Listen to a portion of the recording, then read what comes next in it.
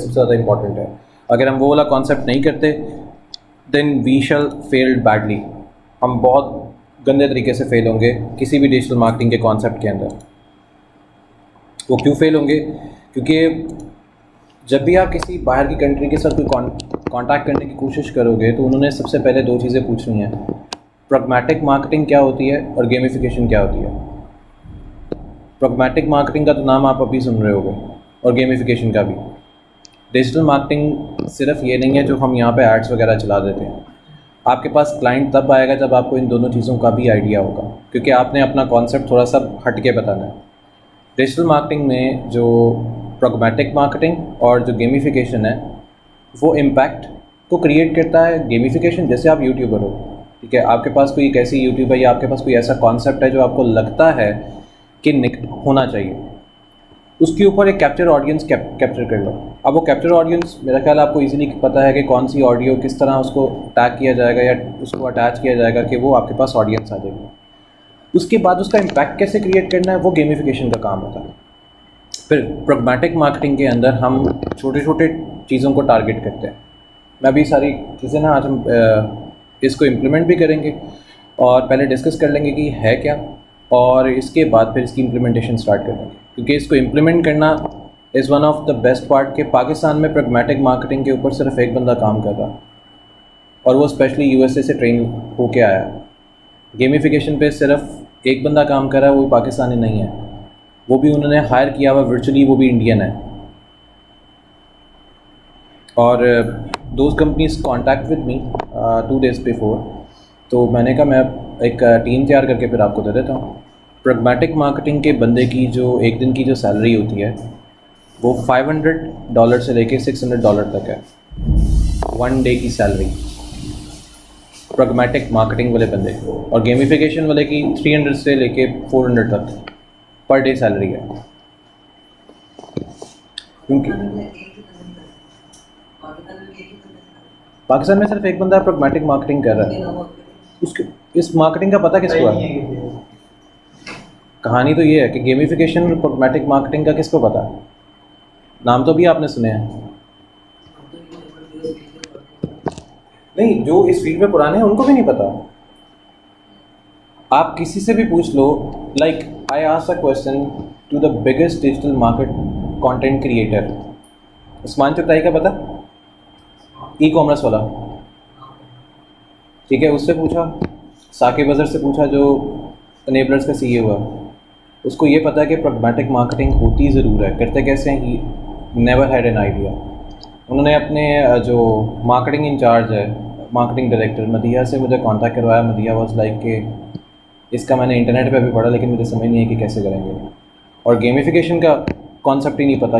उनको ये लगता है कि gamification is a concept to create a games, या हम गेम्स के अंदर कोई काम कर सकते हैं, लेकिन ऐसा कुछ नहीं है। गेमिफिकेशन फॉर डिजिटल मार्केटिंग है और इस पर बाकायदा लोग हार्डली काम कर रहे हैं, क्योंकि एशिया में तो ये कॉन्सेप्ट आया ही नहीं है। और जो लोग यूएस की मार्केट को टारगेट कर जाते हैं वो यूएस वाले आके आपको छोटे छोटे टास्क देते हैं जो फ्रीलांसिंग के प्लेटफॉर्म पे पड़े होते हैं कि हमें ये चीज़ चाहिए, ये चीज़ चाहिए, और हम वो छोटे छोटे टास्क करके बहुत खुश होते हैं। व्हाट इफ कि आप पूरी की पूरी मार्केट ही उठा लो, किसी को कह दो आप उसकी प्रैग्मैटिक मार्केटिंग कर सकते हो, आपके पास पूरी मार्केट आ जाएगी। अब यहाँ पे आपने सिर्फ अगर टैग लगा दो प्रैग्मैटिक मार्केटर या गेमिफिकेशन, आपकी टोटल कॉन्सेप्ट ही चेंज हो जाएगा, ठीक है। और दूसरा फिर हम जो मिनिमम बजट के अंदर, लाइक एक कंपनी नई स्टार्ट हो रही है, ठीक है, अभी आप लोगों से पूछते हैं अगर कंपनी नई स्टार्ट हो रही है तो आप उसको प्रमोट करने के लिए कितना बजट लगाओगे? बजट आपने पहले से लगाना है, आपने अपनी कंपनी स्टार्ट करनी है तो आप कितना बजट लगाओगे कि वो पहले रैंकिंग की या उसका जो डोमेन अथॉरिटी होती है वो सबसे पहले टॉप प्रायोरिटी पे आ जाए, कि कोई भी सर्च करे आपकी डोमेन निकले। नहीं, अगर ये कम वाले को छोड़ो, कम वाले तो हमने देखना है मैक्सिमम कितना बजट लगना चाहिए एक मंथ का कि वो कंपनी जो है वो पूरी ज़ीरो से स्टार्ट हो रही है और उसने टारगेट ऑडियंस भी वो करनी है कि उसकी एक प्रोडक्ट जो है 20 से 25 हज़ार की बिकती है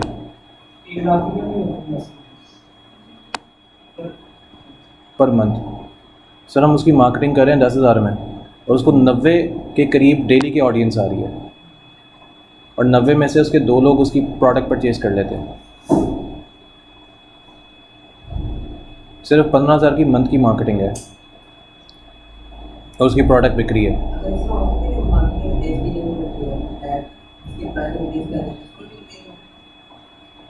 कस्टमर का आपके प्राइस टैग से लिंक ही नहीं है, ना कस्टमर आएगा ना कुछ और होगा। आप तो बगैर उसके ऐड के भी कस्टमर अपने पास लेके आ सकते हो। जो कॉन्सेप्ट है ना वो ये होता है सर, वो फेसबुक आपको बताता है, वो फेसबुक बताता है। जैसे इन्होंने अपनी ऐड चलाई, इनकी ऐड एक दिन पे सही चली, उसके बाद इनके पैसे कटते गए। अब कितनी ऐड कितनी रीच हो गई है? नहीं कटे ना, उन्होंने ईमेल से उन्होंने बंद कर दिया था। इनके पास एक तकरीबन 500 लगा था ना स्टार्ट में, 500 पाकिस्तानी PKR लगे और 1 लाख से ज़्यादा की रीच हुई है 500 के अंदर। अब आप ये आइडिया लगाएं कि अगर 500 में 1 लाख रीच हुई, आपकी अगर प्रोडक्ट की प्राइस 15,000 भी है, 1 लाख में से 4 लोग तो परचेज़ कर लेंगे, 4 नहीं तो 1 तो परचेज़ कर लेगा। तो 500 के पीछे आपने कितने अर्न किए? 15,000। और अगर एक ने परचेज़ कर लिया, अगर आपकी प्रोडक्ट अच्छी है, वो ऐड आपकी चलती जाएगी ऑटोमेटिकली। किसी के लैंडिंग पेज में तो लैंड हो गई है, उसको आई नहीं तो कल नज़र आएगी।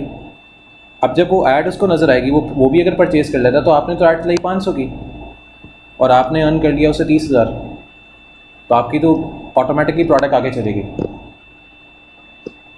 कॉन्सेप्ट ये होता है कि आपका जो आर्ट वर्क और आपने जो टारगेट ऑडियंस करनी है, वो किस टाइम पर किस ऐड के साथ कैसे चलाना है। हमने डिमांड साइड जो होती है प्रैग्मैटिक मार्केटिंग में ना, दूसरा स्टेप होता है डिमांड साइड का। हम स्टेप बाय स्टेप देखेंगे। पहले ना मैं लिंक्डइन बता रहा था कि आपने लिंक्डइन अपनी ठीक कैसे करनी है।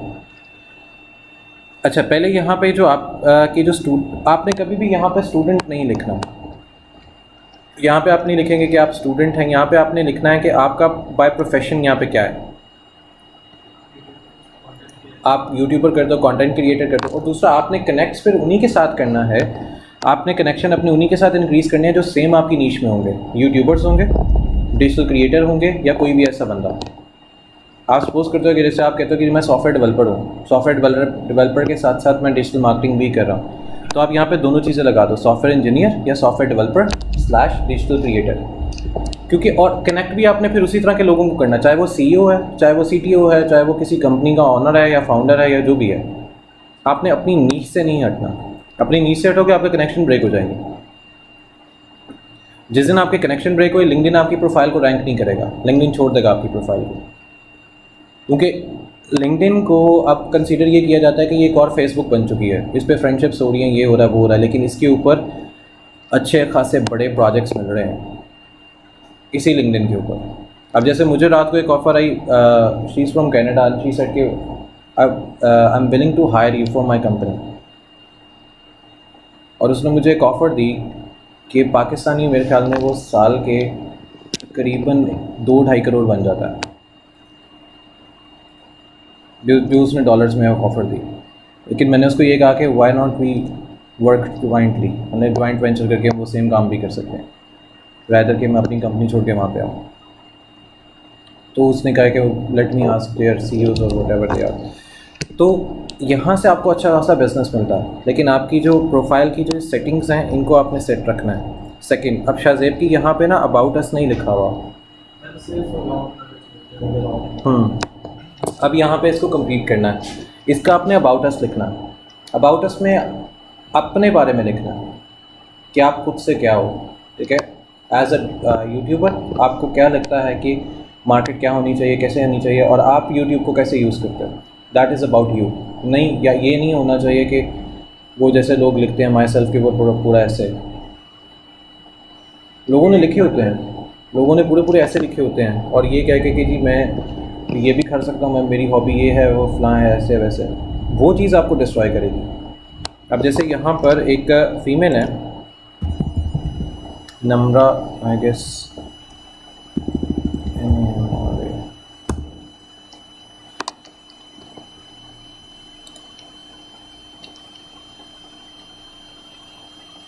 अच्छा, इन्होंने शी इज़ फ्रॉम नाम्स, ठीक है, ये रिक्रूटर्स को हायर करती हैं। अब इन्होंने ना ये सारा कुछ लिखा हुआ, और ये सारी की सारी सेम प्रोफाइल जो है ना एक और बंदे ने भी छापी हुई है, एक फीमेल नहीं, ये ditto copy. A data driven and empathic talented acquisition leader with a high energy and passion and recruiting the top talent in the tech industry. ये सेम चीज़ एक जगह पे और लिखी हुई है, डिटो ऐसे ही लिखी हुई है एक कंपनी की वेबसाइट के ऊपर, लेकिन वो कंपनी की वेबसाइट इसके बाद बनी है।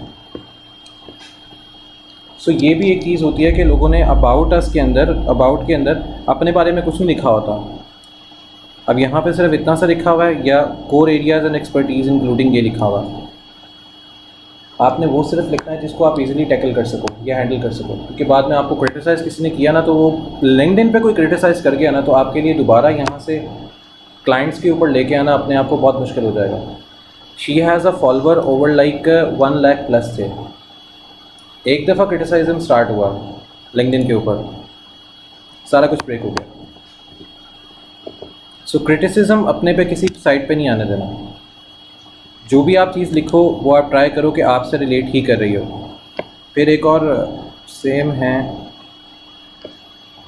शी इज़ ऑलवेज लाइक के वो डिजिटल कंटेंट बहुत अच्छा क्रिएट कर सकते हैं।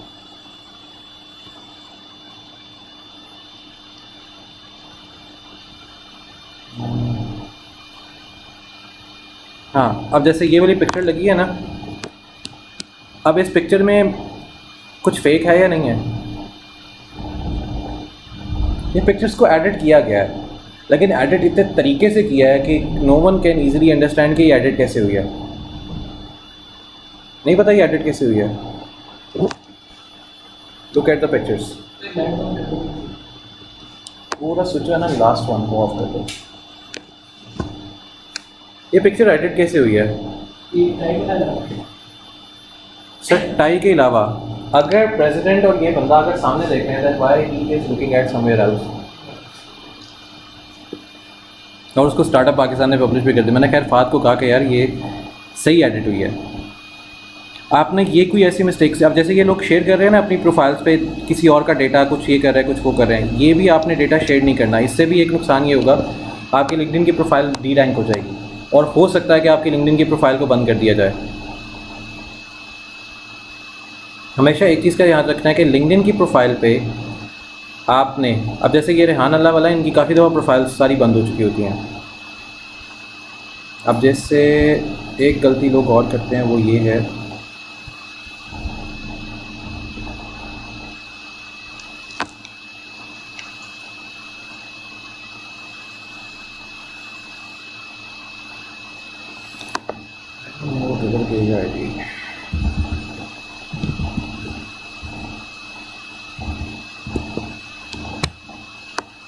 ये वो आईडी है। अच्छा, इस आईडी में गड़बड़ क्या चीज़ है? ये चीज़,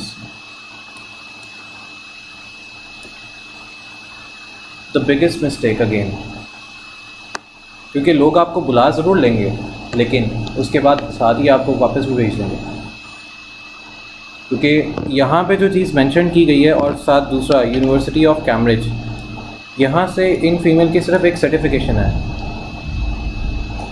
आपने वो चीज़ मेंशन करनी है जो एक्चुअली आपके पास कोई है, बैकग्राउंड नॉलेज है।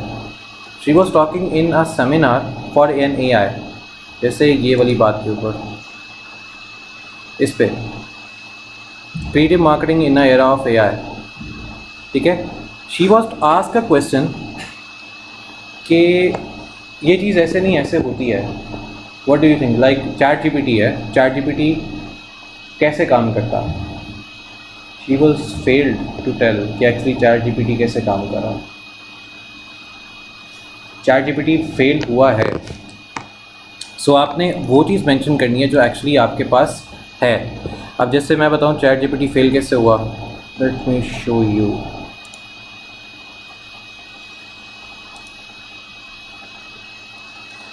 एक सेम चीज़ है, मैंने 2 सिस्टम्स पे लिखा, एक सिस्टम ने और आंसर दिया, एक सिस्टम ने और आंसर दिया।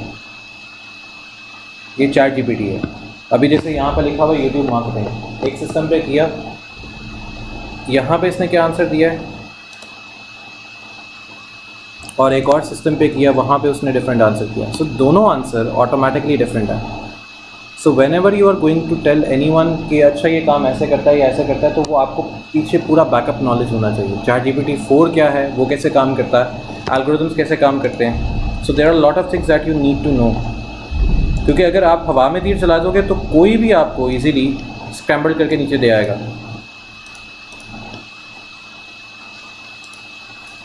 इस पर एक साउंड इसकी प्रोजेक्टर की नहीं आती, ये बड़ा इसका मसला। अच्छा, यहाँ पे YouTube मार्केटिंग मैंने लिखा और मैंने एक अपने सिस्टम पे YouTube मार्केटिंग लिखा, सेम कीवर्ड्स हैं, कुछ चेंज नहीं किया। मैं इधर एंटर करूँगा तो इधर सिर्फ मुझे एक लाइन देके वो ख़त्म कर देगा।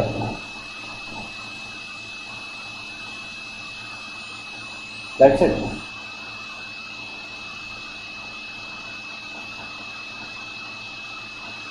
ठीक है ना।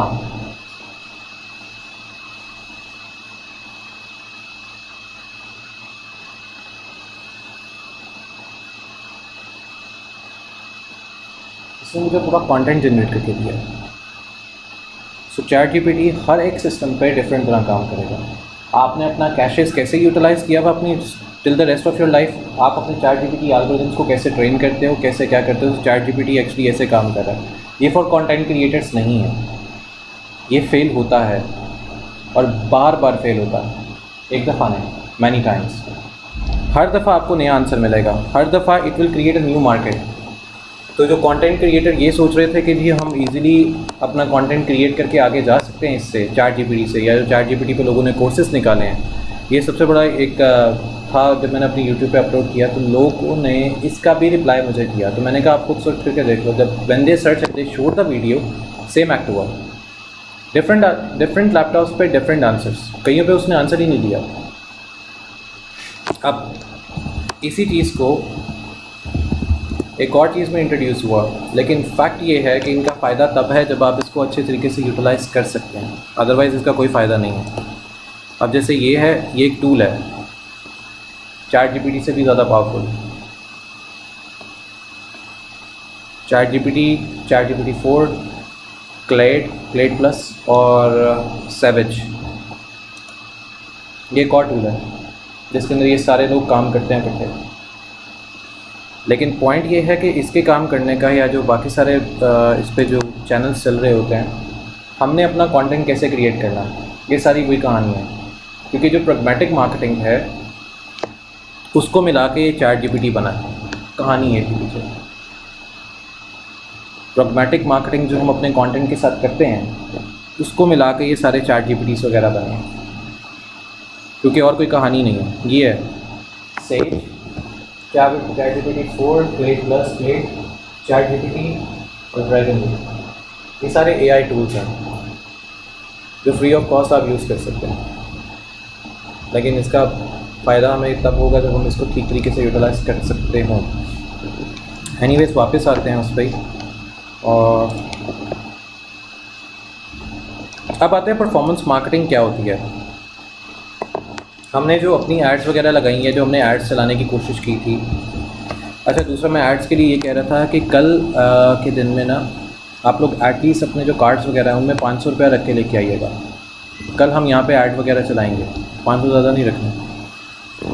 और उसकी, क्योंकि उस ऐड को चलाने का ये होगा कि हमारे पास मंडे तक जो ऑडियंस रीच होगी उनमें हमारे पास क्लाइंट भी होगा कोई, ये उसकी पॉसिबिलिटी है। डेबिट कार्ड है, डेबिट भी नहीं है, ATM कार्ड है। ATM कार्ड कौन सा है? मिज़ान का।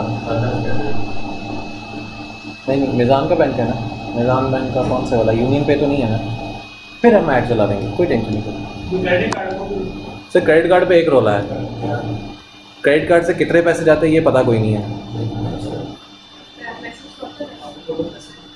तो आपके भाई का डेबिट कार्ड है, तो क्रेडिट नहीं है। क्रेडिट होता है, दो तरह के कार्ड होते हैं।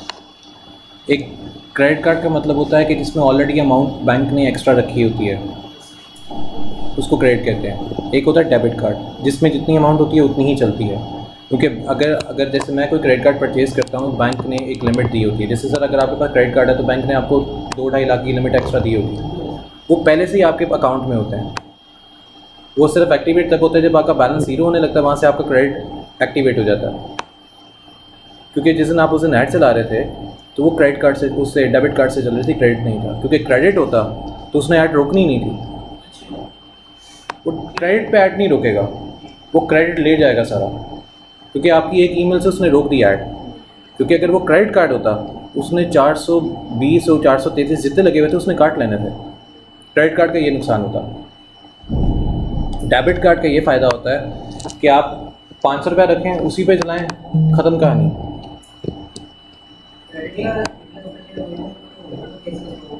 इसको स्टॉप नहीं किया जा सकता, ये गारंटी है। क्योंकि मैंने बहुत भुगता हूँ, और यहाँ तक कि मेरा जो अमेरिकन एक्सप्रेस का जो मेरा अपना कार्ड है, उससे तकरीबन एक दिन में $1000 भी कटा है। फिर बड़ी मुश्किल से फेसबुक के तल्ले डाल के उससे वापस मंगवाए थे कि भाई मैंने $1000 पे चलाई नहीं, मेरे पास तो प्रूफ है कि मैंने $1 पे चलाई। कहते नहीं आपने $1000 पे चलाई। मैं कहा मुझे शो करवा दो। सो क्रेडिट कार्ड का ये नुकसान है। सो क्रेडिट कार्ड पे नहीं ऐड चलानी।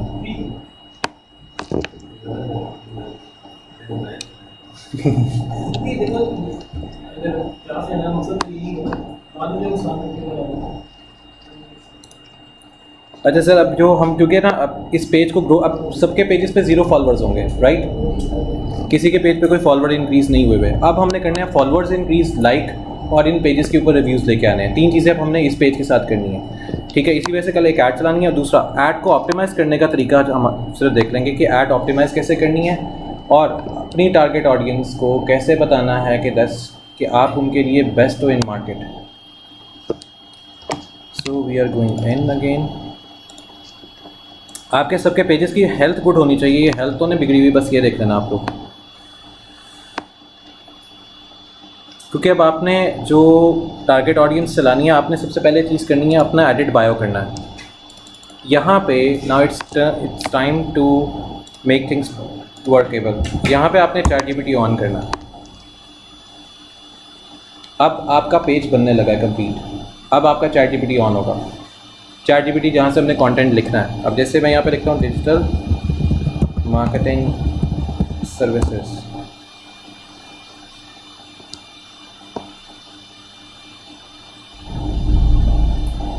अब ये मुझे कंटेंट जनरेट करके दे देगा।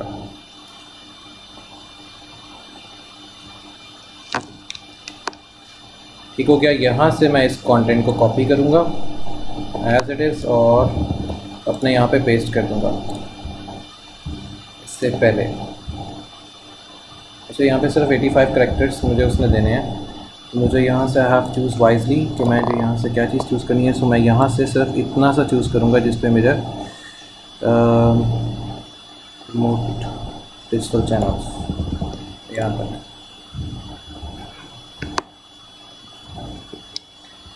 यहाँ से 40 करैक्टर मुझे वापस करने हैं। रेंज ऑफ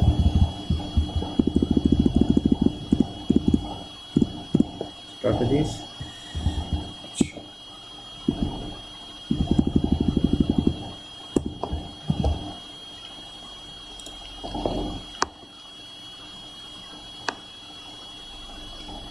ये मेरे नीचे आ गया। इसके बाद बायो को मैंने चेंज किया, एडिट डिटेल्स दूसरी।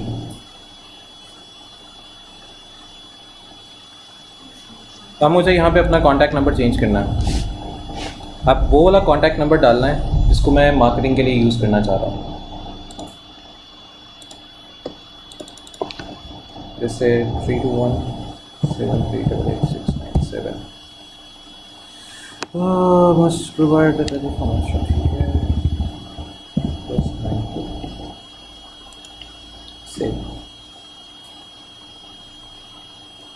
यहाँ पे हमारी वेबसाइट आ जाएगी जो हम उसको अटैच करेंगे। इसके बाद ऐड आर्ट्स, इसको हम ऑलवेज ओपन की बजाय ओपन ड्यूरिंग सेलेक्टिंग आर्ट्स। अच्छा, यहाँ पे आपने ना कुछ आर्ट्स वगैरह सेलेक्ट कर लेने हैं कि आपकी कंपनी कब ओपन होती है। लाइक आप कह देते हो कि जी सुबह 9 बजे आप ओपन करते हो क्योंकि you are currently working in Pakistan, और आपका जो क्लोजिंग टाइम आएगा दैट इज़ लाइक 5।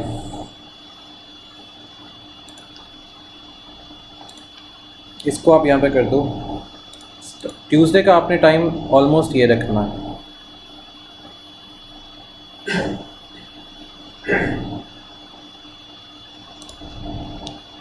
ट्यूसडे का टाइम ये क्यों रखना है मैं आपको उसकी रीज़न बता देता हूँ।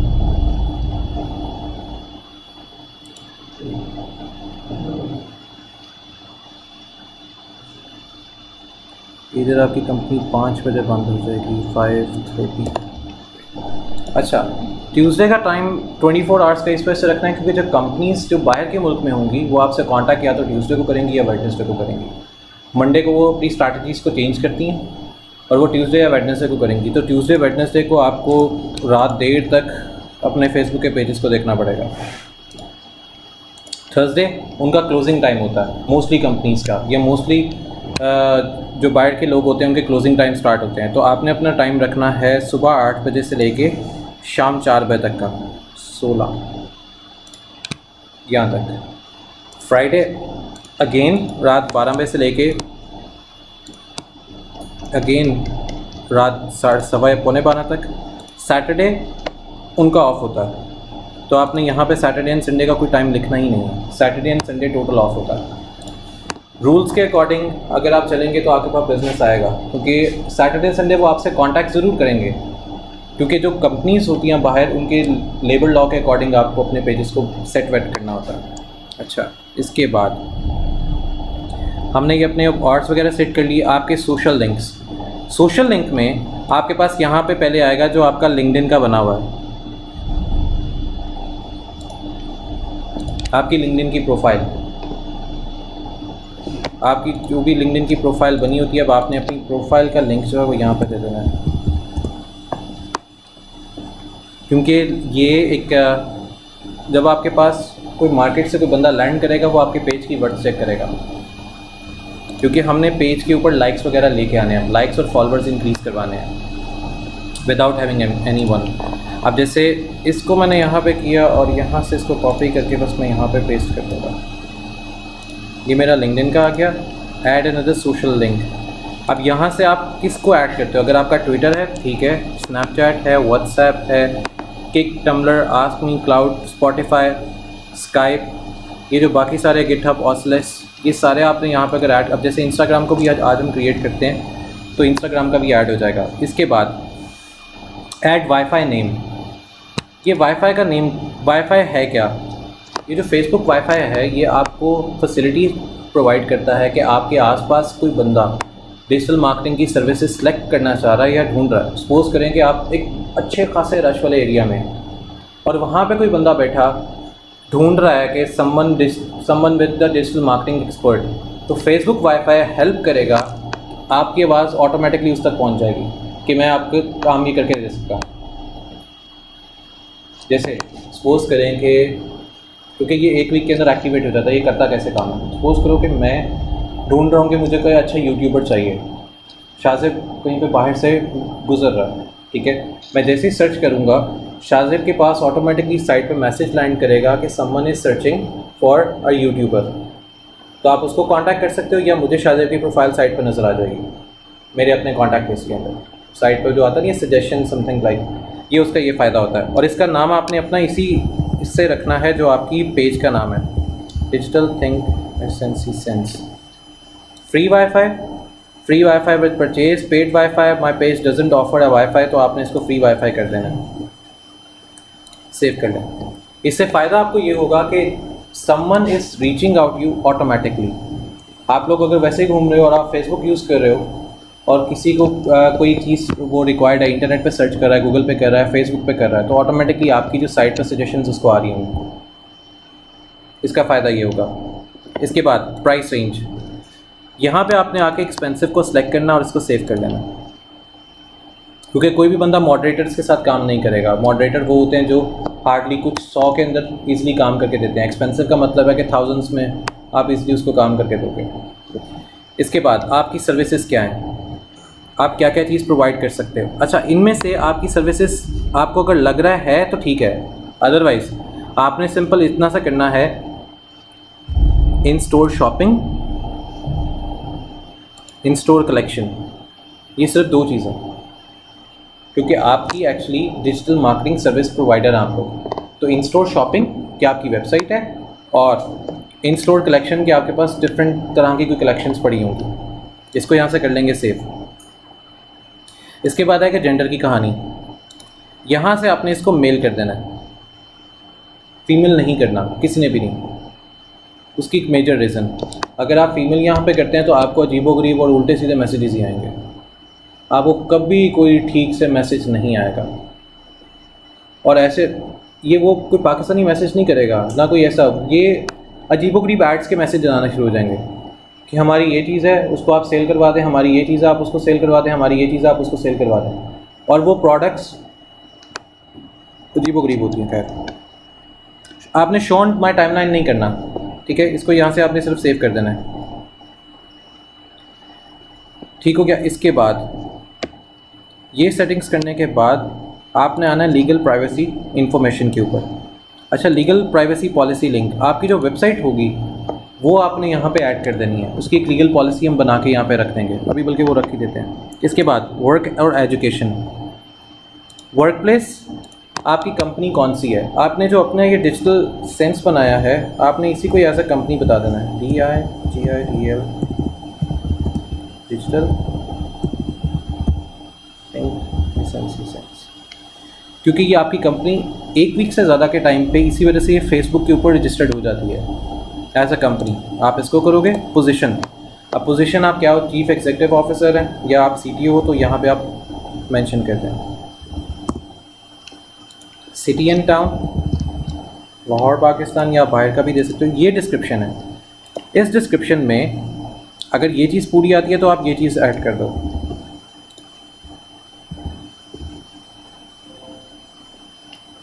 I am currently work here, इसको आप यहाँ से सेव कर दो।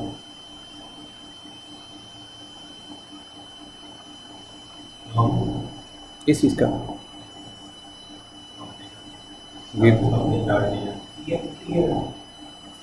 नहीं, ईयर नहीं सर करना, ईयर स्टार्ट ही नहीं करना, क्योंकि आप इस कंपनी के अंदर अपनी डेटा ऐड कर रहे हो, पर्सनल डेटा नहीं ऐड कर रहे हो, आप कंपनी के अंदर डेटा ऐड कर रहे हो। या तो ना, अगर आप अपनी पर्सनल प्रोफाइल में ऐड कर रहे हो दैट इज़ समथिंग एल्स, आप इस कंपनी की प्रोफाइल बना रहे हैं। फिर इसके बाद आपकी एजुकेशन कुछ नहीं आएगी, प्लेस लिव्ड वो यहाँ पे आप ऐड कर सकते हो कि करंटली वेयर यू आर, क्योंकि फेसबुक आपको उसके सराउंडिंग का बिजनेस वगैरह देगा। आपने होम टाउन ऐड नहीं करना, ना नीचे सिटी ऐड करनी है, बस इसको यहाँ पे जाके छोड़ देना है। पेज ट्रांसपेरेंसी ये ऑटोमेटिकली सेट होती है यहाँ पे, admin info, friends families, detail about you. यहाँ पे आपने अगर अबाउट यू के ऊपर कोई आपकी वेबसाइट है, जो आप वेबसाइट बनाओगे उसके ऊपर आपका अबाउट अस का जो पेज होगा वो यहाँ पे आ जाएगा। लाइव इवेंट यहाँ पे कुछ नहीं आएगा। इसके बाद अगेन प्रोफेशनल डैशबोर्ड पे वापस आएंगे। नाउ द कहानी is going to be very twisted.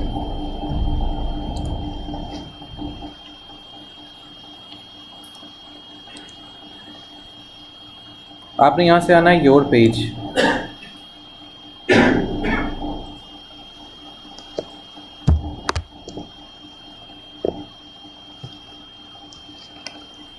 Your page पे आके आपने बस एक चीज़ चेक करनी है, वो ये है कि यहाँ पे अनफॉलो तो किसी ने नहीं किया हुआ।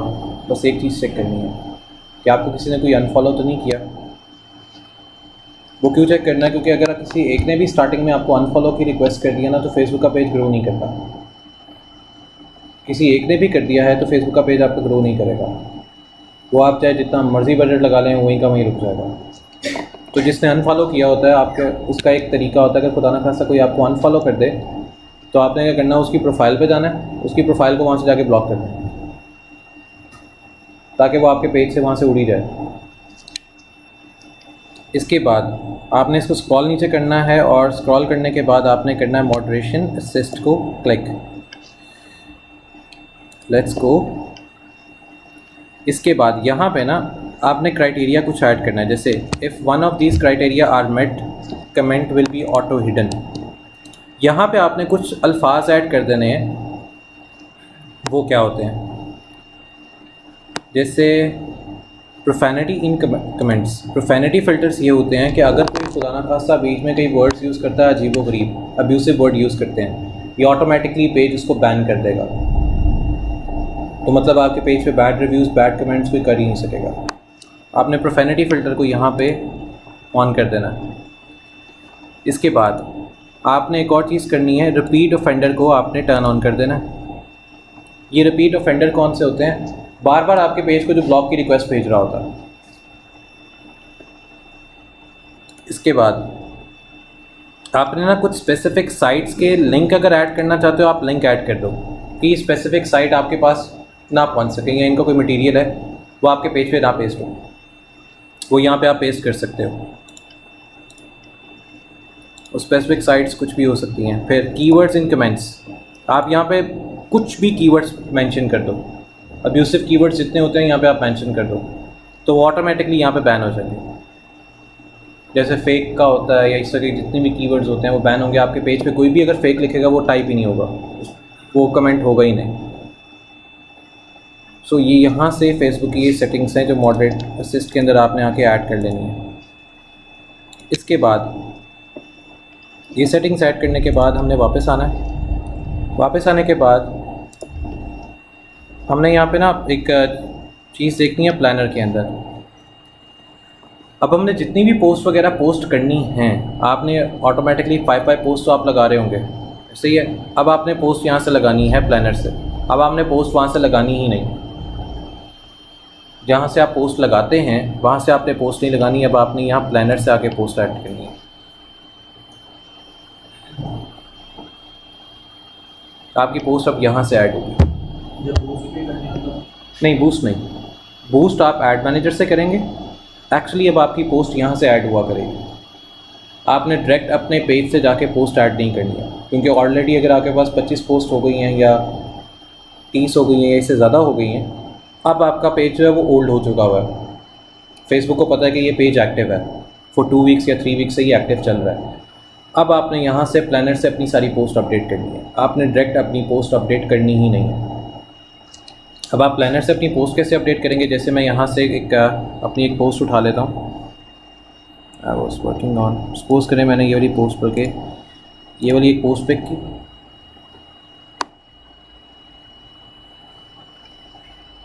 अब इस पोस्ट के ऊपर मुझे कोई डेटा लिखना है, कोई हैशटैग्स वगैरह लगाने हैं पोस्ट के ऊपर डेटा, तो मैं यहाँ पे ये वाला अटैच कर देता हूँ। लेट्स सी कि मैंने ये वाला डेटा यहाँ पे अटैच कर दिया। अब मुझे चाहिए हैशटैग्स। मैं यहाँ पे आता हूँ हैशटैग के पास। रिसेंट मैंने कोई यूज़ किया, ये सेव्ड हुए कुछ भी नहीं है, सर्च कर सकता हूँ, मतलब यहाँ पे कुछ भी नहीं आ रहा। तो मुझे हैशटैग्स यहाँ पे अटैच करने हैं, तो मैं क्या करूँगा, मैं यहीं से जाके एक चीज़ और करूँगा, DI डिजिटल।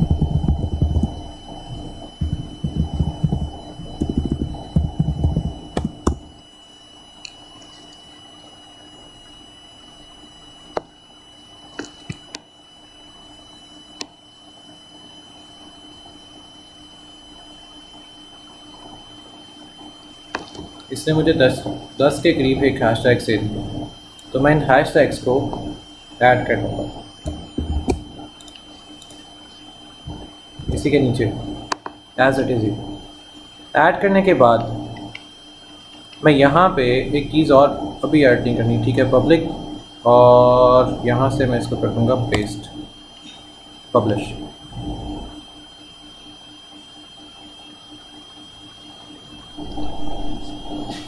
यहाँ से आपसे जब पूछेगा ना बूस्ट नाउ या नहीं, तो आपने कहना मे बी लेटर।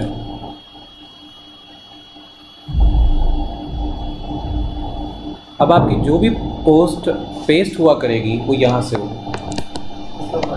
इसका फ़ायदा ये होगा, अब आपका पेज जो है ना वो ग्रो करने वाली साइड पे आएगा, तो आपको फॉलोअर्स रिक्वायर्ड है, ठीक है। अब हम इस पर अगर ऐड चलाएंगे तो हमें फॉलो ऑटोमेटिकली आएंगे। फेसबुक खुद एम्फोसाइज़ करती है कि इसको पेज को फॉलो किया जाए।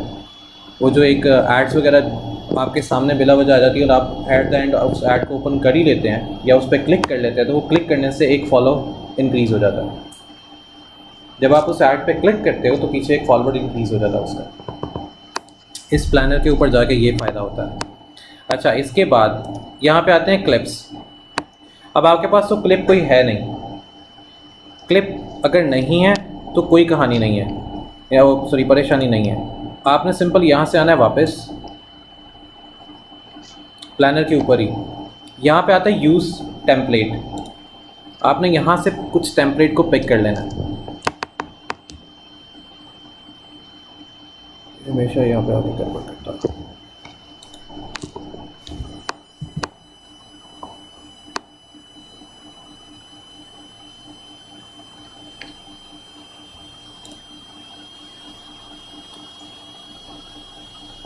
यहाँ पे ना मल्टीपल टेम्पलेट्स मिलते हैं वीमियो की तरफ से फ्री ऑफ कॉस्ट, जो कि खुल ही नहीं रहा, पता नहीं क्या है, लेकिन अभी स्टिल नीचे साइट रीड हो रही है।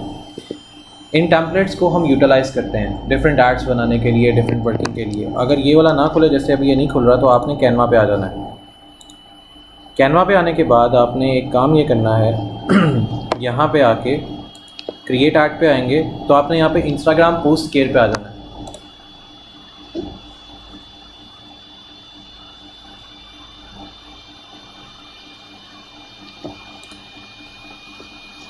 ये नहीं खुल रहा, पता नहीं क्या।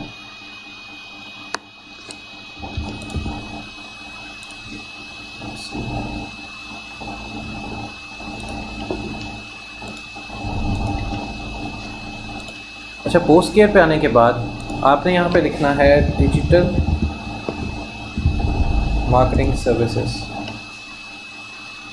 यहाँ से आप किसी भी एक चीज़ को पैक कर लें। जैसे मैंने अगर इसको पैक कर लिया, आपने इसको कंट्रोल ए करके सबको सिलेक्ट कर लेना है। कंट्रोल ए करके सबको सिलेक्ट करके एनिमेट पे क्लिक करना है और यहाँ से आप किसी भी एक चीज़ को एनिमेशन में इंक्लूड कर लें जो आपको बेहतर लगता है। इसको यहाँ से डाउनलोड कर लेना है MP4 में।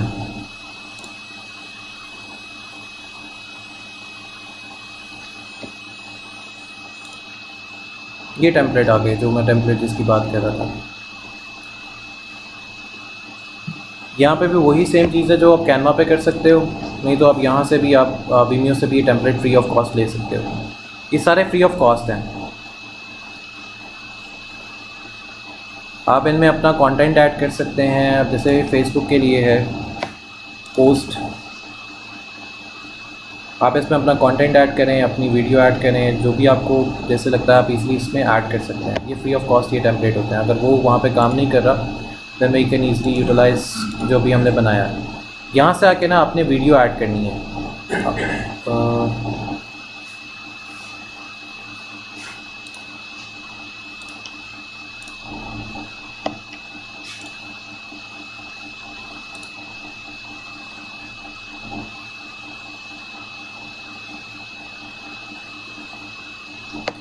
इस वीडियो का ऐड करने के बाद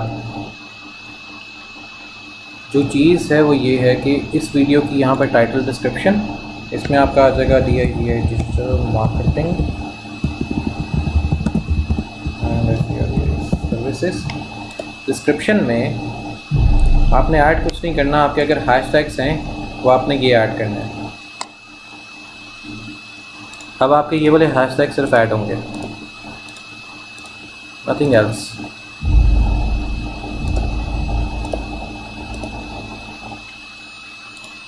ऐड आपने यहाँ पे दूसरी डिस्क्रिप्शन ऐड ही नहीं करनी है।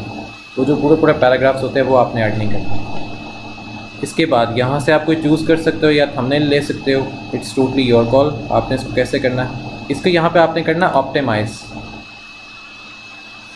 Video optimization advanced, done. Next, ये एज इट इज़ शो होगा। इसके बाद आपने कोई प्लेलिस्ट में नहीं ऐड करना। Allow other pages to post, click. यहाँ पे पेजेस के ऊपर आप सर्च कर सकते हैं। आपने जो जो पेज लाइक किया होगा, जो जो पेज आपने लाइक किया होगा अपनी प्रोफाइल से, आप उन पे भी ये चीज़ पोस्ट करवा सकते हो या पोस्ट कर सकते हैं। अब जैसे मेरे पास ये वाला पेज है, ये है, एक ये वाला है, फिर ये वाला पेज है, ये वाला पेज है।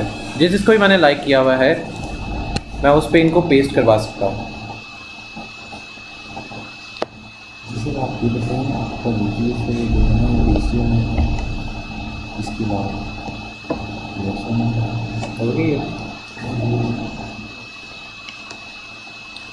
इसके बाद नीचे आता है, इन पेजेस को सिलेक्ट करने के बाद नीचे आपके पास आएगा add as a secret video.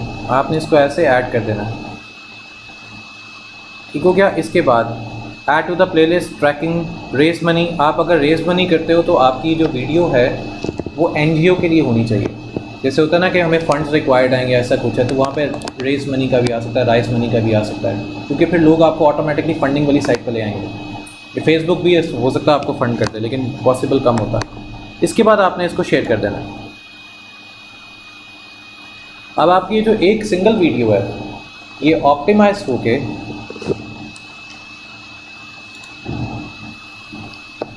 ये it will take like 2 hours optimization में। ये सारे पेजेस को टारगेट करेगी जिस पेज पे ये वीडियो जानी चाहिए हैशटैग्स के अकॉर्डिंग। कुछ पेजेस पे आपने खुद लगा दी, ठीक है, कुछ पेजेस पे ये ऑटोमेटिकली वहाँ पे ले जाएगा, और जब ये लेके जाएगा तो ऑटोमेटिकली इसका स्टेटस और होगा, बाकी एड्स का स्टेटस और आएगा। अगर आप यहाँ पे स्टेटस को चेक करें तो यहाँ पे इसके अंदर एक डॉलर वाला भी एक चीज़ ऐड हो गई है, दैट इज़ द मोनेटाइजेशन। ये ऐड आपकी पेजेस को मोनेटाइज करवाती है। अगर इस ऐड के ऊपर लोग इस ऐड तक पहुँचते हैं और आपकी ऐड अच्छी होती है, अगर आपको 1000 लाइक आता है तो Facebook will pay you over 1000 like starting के अंदर तकरीबन 5 से 10 डॉलर्स फेसबुक आपको पे बैक करेगा। अभी ये मोनेटाइजेशन में हेल्प करती है, लेकिन अगर आपकी ऐड अच्छी है, लोगों ने उसको 1000 लोगों ने उसको लाइक कर दिया, फेसबुक आपको 5 से 10 डॉलर बैक कर दे देगा, क्योंकि अभी आपका पेज टोटल नहीं हुआ, विदाउट फॉलोअर्स है, विदाउट एनी इनकम। इसी वजह से ये ऐड यहाँ से रन होती है फॉर द ऑप्टिमाइजेशन। ये प्रोसेसिंग में ये टाइम ज़रूर लेती है, क्योंकि इसने आपके हैशटैग से दिखते हुए जितने पेजेस हैं उस पे उसने पोस्ट करना है, उन पे पोस्ट होगी, लोग आपकी वीडियो देखेंगे। अगर आपको लाइक आना शुरू हो गए, आपके पेज पे फॉलोअर्स ही इंक्रीज़ हो जाएंगे, ठीक है, और फेसबुक आपको पे बैक करेगा ओवर 1000 लाइक स्टार्ट में। पोस्ट पे, पेज के ऊपर नहीं, पोस्ट पे अगर आपके 1000 रीच लाइक आ जाते हैं, फेसबुक आपको पे बैक कर देगा 5-10 dollar without having any investment. इसका ये फ़ायदा प्लानर्स के अंदर जाकर लगाने का कि आपकी ऐड एक तो ऑप्टिमाइज हो जाती है, दूसरा ऐड आपकी एक एक्यूरेट वे में चलना शुरू हो जाती है। आपसे आपने जो भी चीज़ चलानी है, पोस्ट अपडेट करनी है, ऐड चलानी है, पोस्ट जितनी भी अपडेट करनी है, बूस्ट वाली पोस्ट और खाली पोस्ट, वो आपने प्लानर से जाके अपडेट करनी है। आपने अब डायरेक्ट पेज के ऊपर जाके अपनी पोस्ट को अपडेट नहीं करना, आपने प्लानर से ही अपडेट करना है। अब इसमें एक और जो इम्पोर्टेंट है वो क्या चीज़ है, अब आप सपोज करते हैं कि आपने ऐड अपनी चलानी है संडे को, क्योंकि संडे को तो आप ऐड नहीं चला सकते, क्योंकि फेसबुक की पॉलिसीज़ और बाकी सारे कंट्रीज़ की पॉलिसीज़ तो डिफरेंट हैं। आपने क्या करना है, अपनी ऐड को शेड्यूल कर देना है, नॉट फॉर संडे, फ्राइडे की नाइट को। जैसे आज हमारे पास सैटरडे है, अब हम चलाते हैं, आज तो हम ऐड नहीं चला सकते, ठीक हो गया, कल भी ऐड नहीं चलेगी। अब हम अपनी ऐड को मंडे के लिए शेड्यूल तो कर सकते हैं। हम क्या करेंगे, यहाँ से अपनी ऐड ओपन करेंगे,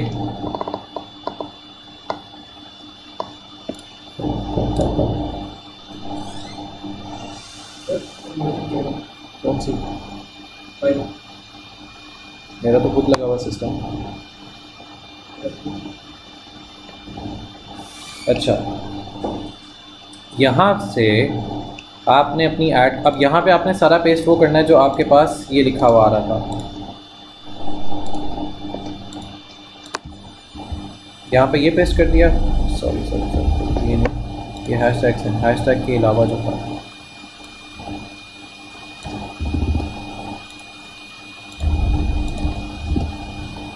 यहाँ से आपने हैशटैग्स ले लेने अपने सारे।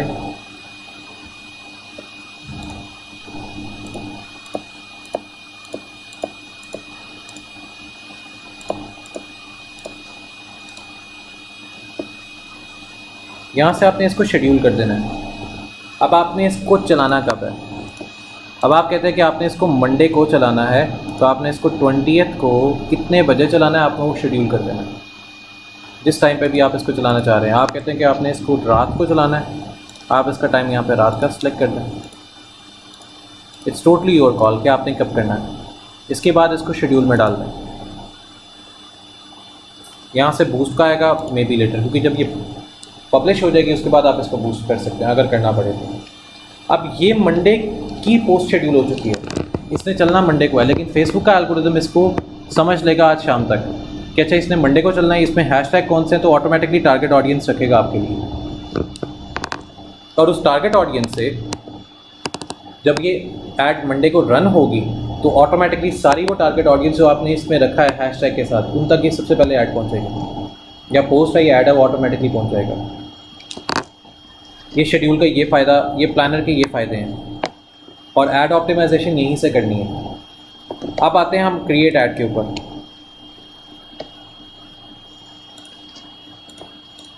जो हमारे पास है ऐड मैनेजर्स के थ्रू।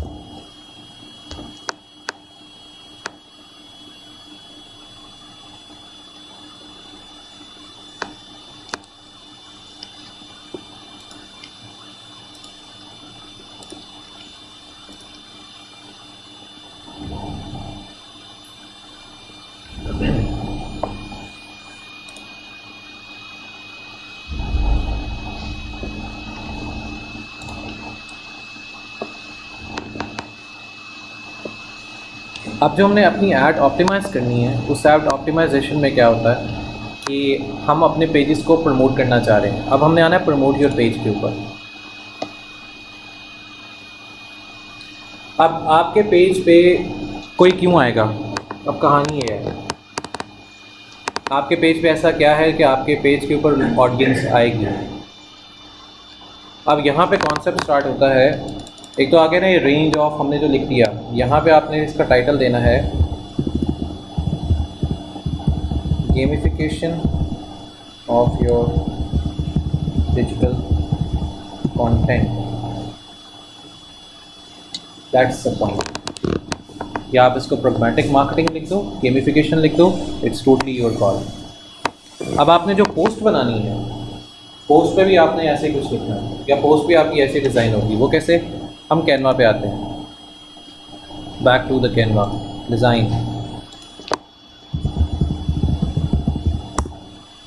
अब गेमिफिकेशन का यहाँ पे कॉन्सेप्ट फ्री और प्रोग्मेटिक मार्केटिंग का भी नहीं होगा। अच्छा, इसको हम ले जाते हैं गूगल से।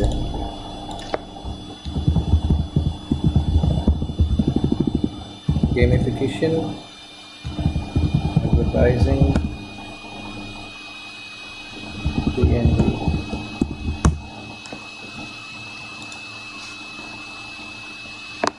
ओके,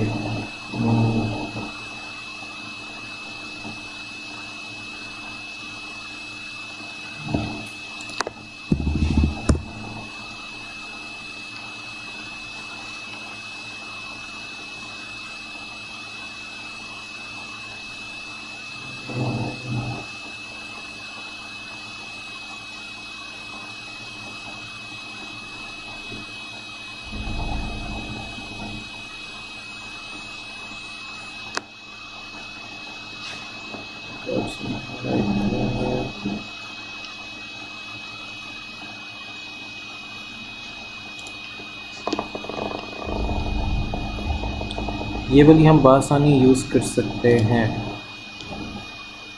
लेकिन इसको थोड़ा सा मॉडिफाई करना पड़ेगा। अभी हम इसको यूज़ कर लेते हैं, that is more than good.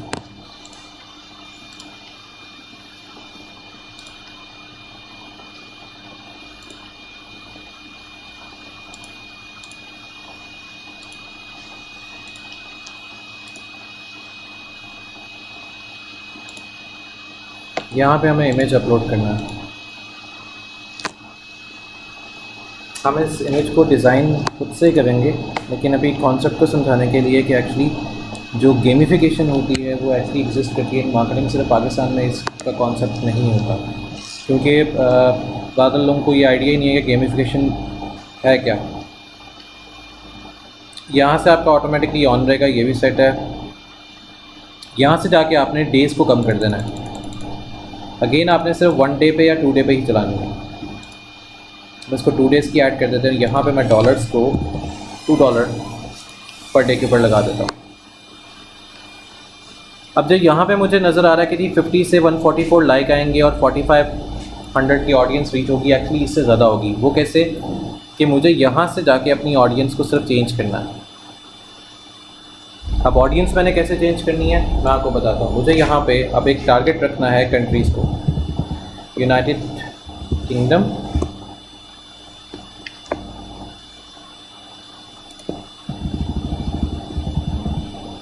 United states और गेमिफिकेशन का कॉन्सेप्ट जो समझा जाता है वो है इजीली आप किंगडम हो गया, स्टेट्स हो गया, आप कनाडा में आ जाए।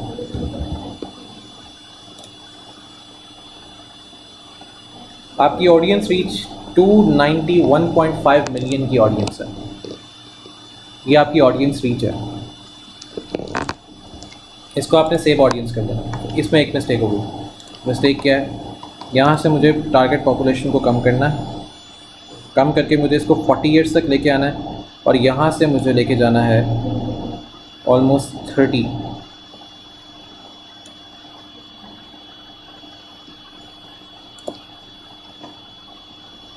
जो मुझे ये दिखा रहा है कि मेरा अकाउंट सेंटर अकाउंट रीच्ड, अब ये अकाउंट्स सेंटर अकाउंट रीच है। पहले ये आ रहा था पेज रीच कितना हो रहा है, अब अकाउंट सेंटर आ गया ऊपर। यहाँ पे जो चीज़ मेंशन आ रही है ये अकाउंट सेंटर की आ रही है। ये अकाउंट सेंटर रीच का मतलब है कि आप 164 से लेके 484 डिफरेंट अकाउंट्स डिफरेंट कंट्रीज़ के अंदर रीच करोगे। अब ये वो नहीं है कि आपने पेजेस या आपको टोटल कितने लोगों ने आप तक रीच पहुंच रही है, अब अकाउंट्स तक रीच पहुंच रही है। अकाउंट्स का मतलब है इन कंट्रीज़ के अगर इतने अकाउंट्स बने हुए हैं, जैसे लाहौर है ना, लाहौर का एक अकाउंट है, उस लाहौर के एक अकाउंट में हम सारे लोग अटैच हैं। फेसबुक का जो एक IP अकाउंट होता है उसके अंदर इतने लोग अटैच हैं। इसमें अगर 164 से लेके 484 अकाउंट्स हैं, विच मीन्स कि इन कंट्रीज़ में ये अकाउंट्स बने हुए हैं। अमेरिका की 54 स्टेट्स हैं, 52 हैं बल्कि, 52 स्टेट्स में इतने अगर 100 अकाउंट भी हैं, 52 स्टेट्स के 52 ही अकाउंट अगर सपोज करें बने हुए हैं, तो उसमें कितनी नंबर ऑफ़ ऑडियंस आ रही है, वहाँ तक आपकी ऐड रीच होगी। इसके बाद आपको जो लाइक्स मिलेंगे, पेज लाइक वो इससे बहुत ज़्यादा होंगे, डबल होंगे, डबल के बजाय ट्रिपल होंगे। और यहाँ से आपने इसको प्रमोट कर देना बस, और फिर क्या पैसे ऐड करो बस। तो कल हमने इस पर 500 का कार्ड लगा के ये ऐड चला देनी है। बस क्रेडिट कार्ड ना हो किसी के पास, क्योंकि वो क्रेडिट कार्ड जो है वो 500 नहीं काटेगा, वो फिर अच्छा खासा अमाउंट काटेगा। यहाँ पे जो gamification of your digital content है, यहाँ से आपके पास ऑटोमेटिकली ऑडियंस आएगी। या ये वाला आप लिख देना, या आप लिख देना प्रोग्मेटिक मार्केटिंग, या प्रोग्मेटिक एडवर्टाइजिंग। ये वाली एडवर्टाइजिंग पाकिस्तान में लोग कर ज़रूर रहा है एक ही बंदा, लेकिन इस मार्केटिंग का कॉन्सेप्ट क्या है पीछे, ये भी एक वो चीज़ है जो अब मार्केटिंग में सारे लोगों को रिक्वायर्ड है। ये सिर्फ बाहर के मुल्क चलती है, पाकिस्तान में इसका किसी को आती ही नहीं। मसला ये है। या आप ये लिख दो कि हम आपकी कंपनी की प्रोग्मेटिक मार्केटिंग जो है वो आपको करके दे सकते हैं। We can assist you in your programmatic marketing. अब प्रोग्मेटिक मार्केटिंग है क्या, मैं आपको इसका बताता हूँ, क्योंकि कल जो हमारी ऐड चल रही है वो गेमिफिकेशन या प्रोग्मेटिक मार्केटिंग में से एक की ऐड हम रन करेंगे। अब ये कॉन्सेप्ट हैं क्या, पहले कॉन्सेप्ट ये वाला कर लेते हैं जी, प्रोग्मेटिक मार्केटिंग क्या है, फिर गेमिफिकेशन वाली साइड पे। और उसके जो नोट्स हैं, मैंने ऑलरेडी कुछ नोट्स बनाए हुए हैं, तो मैं आपसे वो शेयर भी कर लूँगा। ठीक हो गया। अच्छा, हम सप्लायर्स हैं या पब्लिशर हैं, अगर सवाल आपसे पूछा जाए। हम पब्लिशर्स हैं, बिल्कुल ऐसे ही है, हम पब्लिशर्स हैं। सप्लायर कौन होगा हम में से?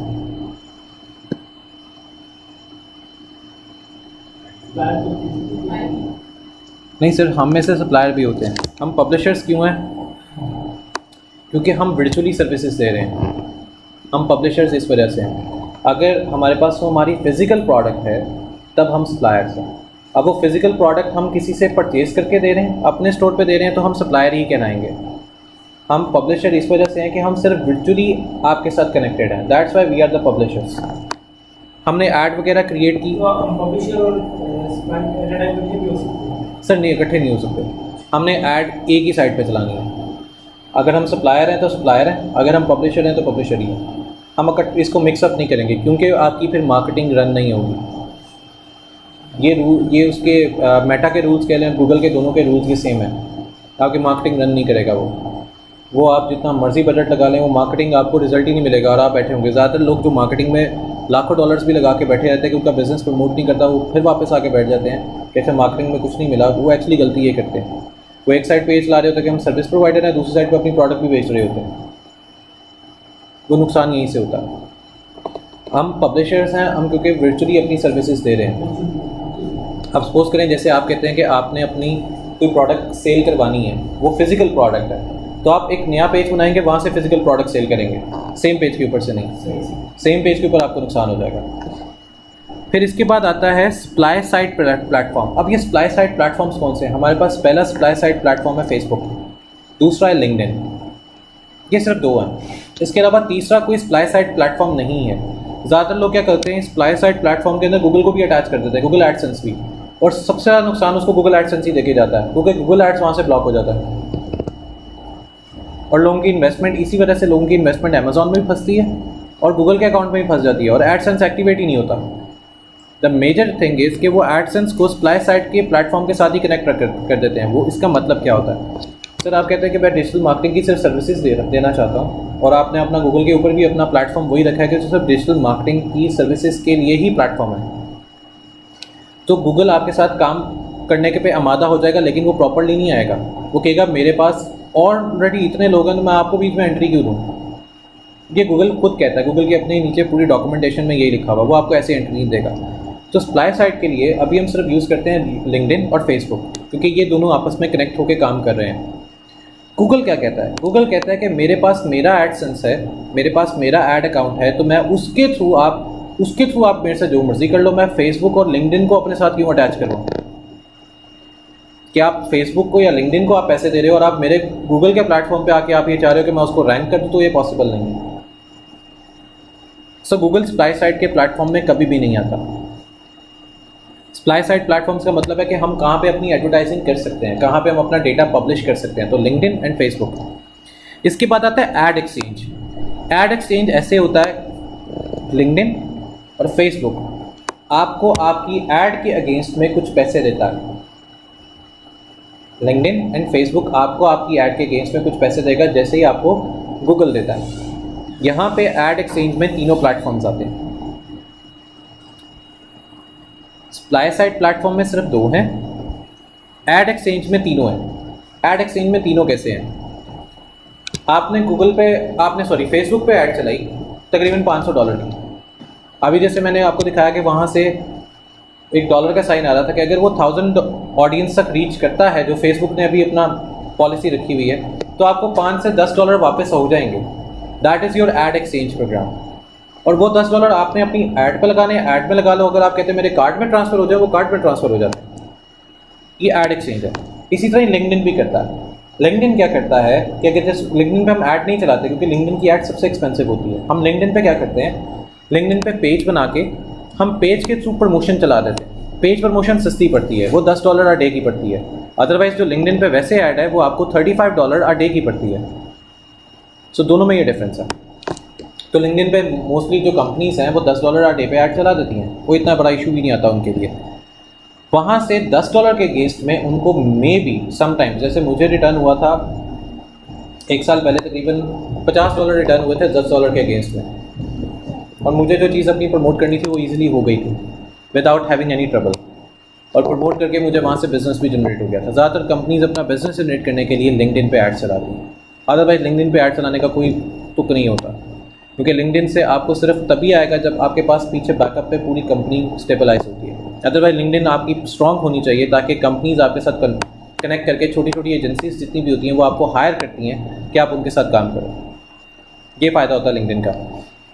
ऐड एक्सचेंज में गूगल आपको पे बैक कैसे करता है? अगर आपने 700 की ऐड चलाई है ना एक वीक के अंदर, गूगल आपको पे बैक करेगा ₹7,500। वो आपका यही कहेगा कि ऐड का ही बजट है, आपने ऐड पे ही लगाना है। वो आपको वो वाले पैसे नहीं निकलवा सकते। फेसबुक से तो आप पैसे निकलवा सकते हैं, गूगल से आप पैसे नहीं निकलवा सकते। वो कहेगा ये 7,500 जो मैंने दिया है, ये आपने ऐड पे ही खर्च करना है। गूगल नहीं निकलवाने देता पैसे। ऐड एक्सचेंज ये है। इसमें फिर आती है डिमांड मैनेजमेंट एंड प्लेटफॉर्म्स, या डिमांड मैनेजर प्लेटफॉर्म्स क्या होते हैं। एक हम अभी देखेंगे, अभी नहीं या कल देखेंगे, शॉपिफाई इसके साथ कनेक्ट होता है। इसका अपना स्टोर खुद से बनता है फेसबुक का। फेसबुक के अंदर फेसबुक का शॉपिफाई खुद ही फ्री ऑफ कॉस्ट कनेक्टेड होता है। वो बनता है आपकी डिमांड साइड। डिमांड साइड ये होती है, मैं आपके पेज पे आता हूँ, मैं आपकी सर्विसेज ख़रीदना चाहता हूँ आपसे, आपका एक पूरा डिमांड, एक लिस्ट बनी होगी कि मेरे पास ये सर्विसेज हैं, इसकी ये प्राइस है। मैं उनमें से किसी एक को क्लिक करूँगा तो आपके पास नोटिफिकेशन जाएगा कि ये वाली चीज़ वो परचेज़ करना चाह रहा है, तो फ़ौरन आप मैसेंजर में आके उसको बता देंगे अच्छा ये चीज़ इतने की मैं आपको फाइनल में दे दूँगा। ये डिमांड साइड प्लेटफॉर्म्स होते हैं। और ब्रांड एडवर्टाइज़र, यहाँ पे हमें अच्छा खासा टाइम लगता है ब्रांड को इस्टेब्लिश करने में। गूगल पे जब हम अपना ऐड का काम करेंगे तो गूगल से हमारा जो अकाउंट होता है हम उसको कन्वर्ट कर देंगे ब्रांड अकाउंट में फ्री ऑफ कॉस्ट। गूगल पे जब हमारा ब्रांड अकाउंट में कन्वर्ट हो जाएगा तो गूगल हमारे अकाउंट्स को रैंक करना शुरू कर देगा on the top of the priorities. अब जैसे मेरे पास मेरा एक ब्रांड अकाउंट है, तो इधर से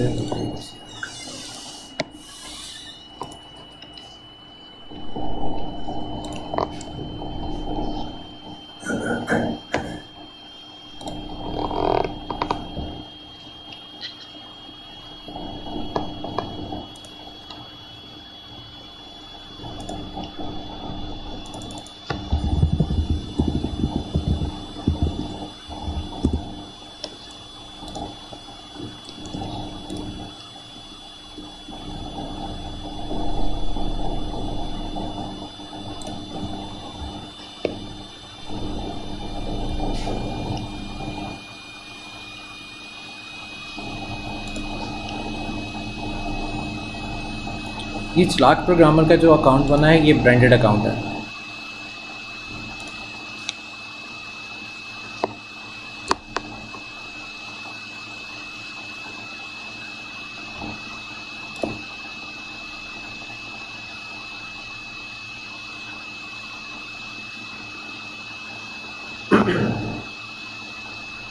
इस अकाउंट में नॉर्मल अकाउंट में डिफरेंस क्या होता है कि हमें गूगल वन की जो सर्विसेज होती हैं वो फ्री ऑफ कॉस्ट मिलती हैं, अदरवाइज़ हमें गूगल वन के लिए पे करना पड़ता है। अब जैसे कि ब्रांडेड अकाउंट का पता एक ऐसे चलता है कि आप यहाँ पर मल्टीपल अपने कॉन्टैक्ट नंबर से ऐड कर सकते हैं। एंड सेकेंड, जो आपका गूगल बिजनेस होता है, आप इस गूगल बिजनेस के अंदर एक बिज़नेस सिर्फ अटैच कर सकते हैं और वही एडसेंस होगा, वही आपके बाकी सारे कनेक्टेड होंगे। उसके अलावा आप तीसरा कोई चीज़ इस पर अटैच नहीं कर सकेंगे। इस बिज़नेस प्रोफाइल के ऊपर ये फ़ायदा कि आपको ये सारी जो सर्विसेज हैं ये फ्री ऑफ कॉस्ट मिल जाती हैं। Google one, travel, form, podcast, art and culture. Normally अगर आप इस पर क्लिक करेंगे तो आपको वो कहेगा कि परचेज़ करें। ब्रांडेड अकाउंट में जाके ये होता है कि फ़ायदा कि आपको परचेज़ नहीं करना पड़ता।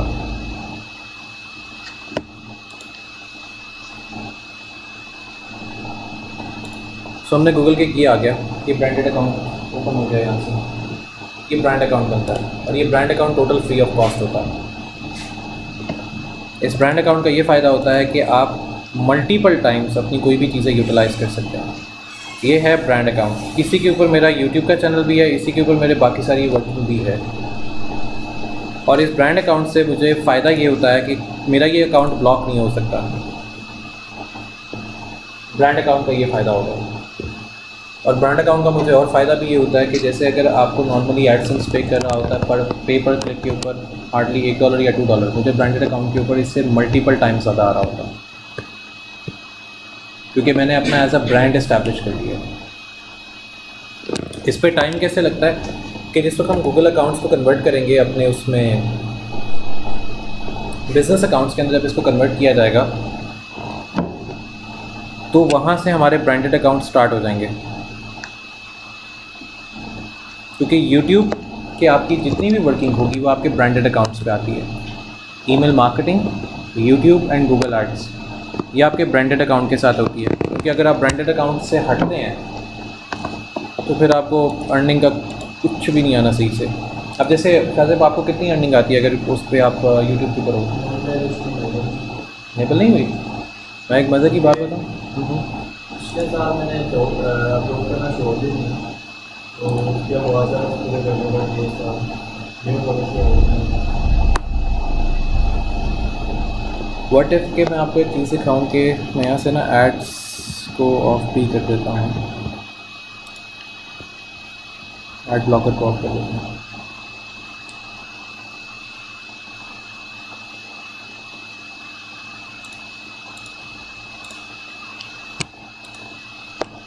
हम गूगल का जो अकाउंट होता है ये वाला, सॉरी गूगल नहीं, यूट्यूब पे हम एक वो लगा सकते हैं ना पीछे एडसेंस का अकाउंट। व्हाट इफ के हम मल्टीपल लगा लें।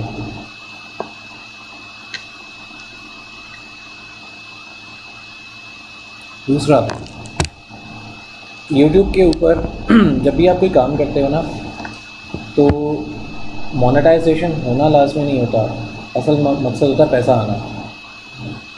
अब यूट्यूब को आप मोनेटाइज कर दो, इट मीन्स कि यू विल टेक टाइम और आप उसकी पॉलिसीज़ पे जाओगे, ये करोगे वो करोगे। व्हाट इफ कि आप उसकी पॉलिसीज़ में ही रहते हुए आपको पैसे आना शुरू हो जाए और यूट्यूब बेचारी खुद पे करे आपको। इसके लिए जो आपका गूगल अकाउंट होगा इसको हम ब्रांड में कन्वर्ट कर देंगे। इसके लिए फिर आपको यूट्यूब की जो पॉलिसीज़ होती हैं कि इतने वॉच आवर्स कंप्लीट करो, इतना ये करो, वो आपको कंप्लीट करने की ज़रूरत नहीं पड़ती है।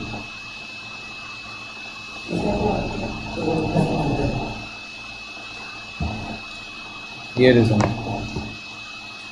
अब ये फ्लो चल रहा है, इसको फिर हम आगे आ जाते हैं। अच्छा, ये जो ब्रांड और एडवर्टाइज़र होता है इसमें सिर्फ हमें टाइम लगेगा अ लिटिल बिट, क्योंकि इसके अंदर 1 या 2 मंथ लग जाएंगे इसको इस्टेब्लिश करते करते, क्योंकि इस पर डेली बेसिस पे काम होता है। डेली बेसिस पे कह लें कि आपको 8-8 घंटे इसके साथ बैठ के काम करना पड़ेगा, क्योंकि एक दफ़ा ये इस्टेब्लिश हो गया फिर आप सारी ज़िंदगी बैठ के आराम से खाते रहो,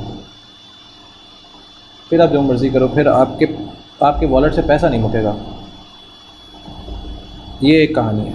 फिर जो रियल टाइम बिडिंग है ये हमारा पार्ट नहीं होता, ये रियल टाइम बिडिंग सप्लायर्स का होता है। वो रियल टाइम सप्लायर से रियल टाइम बिडिंग ये है कि आपके पास कोई प्रोडक्ट आई, एक बंदा कहता है, जैसे आप कोई घर परचेज़ करने जाते हैं, वो क्या होता है, नीलाम हो रही होती है कोई चीज़। जब कोई चीज़ नीलाम हो रही होती है तो आपको उसको परचेज़ करने जाते हैं तो एक बंदा उसकी एक वॉइस रेस करता है कि ये इतने का है, तो या तो प्राइस उससे ऊपर जाती है या प्राइस उसके वहीं पर रुक जाती है, प्राइस नीचे आती है। उसको कहते हैं रियल टाइम बिडिंग। हमारे इस काम में ऐसे कैसे होता है कि आपने सपोज़ किया आपने एक ऐड लगाई हुई है कि मेरी जो प्रोडक्ट है वो 18,000 की है, एक बंदा कहता है नहीं 18 नहीं, मैं आपको 17 देता हूँ। फिर एक कहता है कि नहीं 17 ज़्यादा है, मैं आपको 16,500 देता हूँ या 16,700 देता हूँ। ऑप्शन आना शुरू हो जाएंगे, जैसे वो OLX कर रहा होता है कि आप इतनी प्राइस पे जाके उसको बिड कर दो। ये होता है रियल टाइम बिडिंग। तो उसी टाइम पे आपकी जो प्रोडक्ट है वो सेल हो जाती है।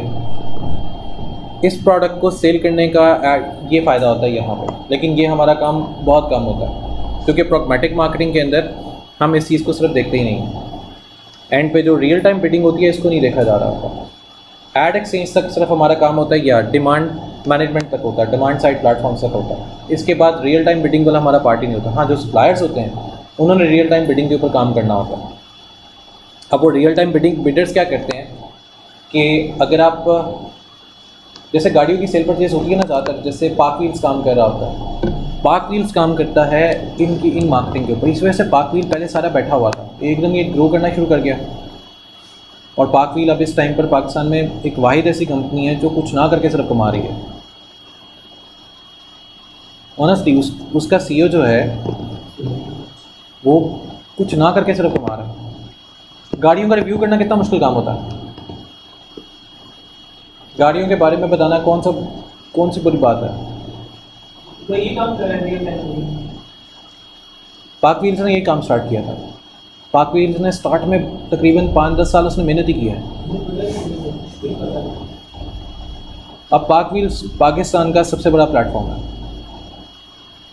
कुछ ना करके उसके पास एक मंथ के 3 से 4 मिलियन डॉलर आते हैं इन अ मंथ। अब तो ब्रांड ही वो ब्रांड बन गया ना, उसने 10 साल मेहनत की है सिर्फ। अब वो कंपनी उसको रीच कर रही है, उसके पेज पे थोड़ा बिल्कुल ऐसे ही है वो प्रोडक्ट। बोल रहे हैं उनके साथ कोलैबोरेशन करते हैं और कॉन्टेक्ट सेंस हर कंपनी उसके पास चली है। गाड़ी किसी ने सेल परचेज करनी है, गाड़ी लॉन्च करनी है, नहीं पार्क व्हील से या उनका ऑफिशियल पार्टनर या उसका ऑफिशियल पार्टनर बन गया। अभी ये जो PSL पूरा हुआ है, पार्क व्हील ने स्पॉन्सर किया है PSL को। पार्क व्हील ने अभी नई गाड़ी इंट्रोड्यूस करवाई जो सबसे ज़्यादा 6 वालों को शायद मिलनी है, वो गाड़ी पाकिस्तान में नहीं है, लेकिन उन्हें लीगली एलसी ले लिया पाकिस्तान गवर्नमेंट से। कैसे पॉसिबल है जबकि दूसरी कंपनीज एलसीज नहीं ले सकें?